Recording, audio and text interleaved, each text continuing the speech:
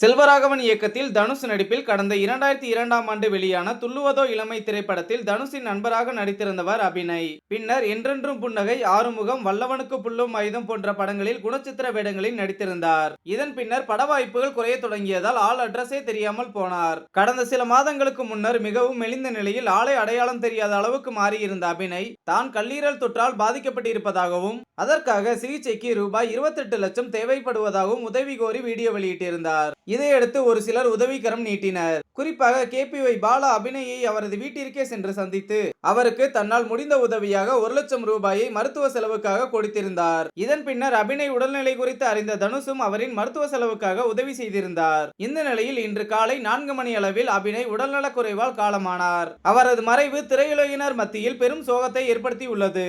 அபிநய்க்கு இறுதி சடங்குகள் செய்யக்கூட ஆள் இல்லை என்றும் தகவல்கள் வெளியாகியுள்ளது. அபிநயின் மரணம் குறித்து அறிந்ததும் பிரபலங்கள் பலரும் சமூக வலைதளம் வாயிலாக இரங்கல் தெரிவித்து வருகிறார்கள்.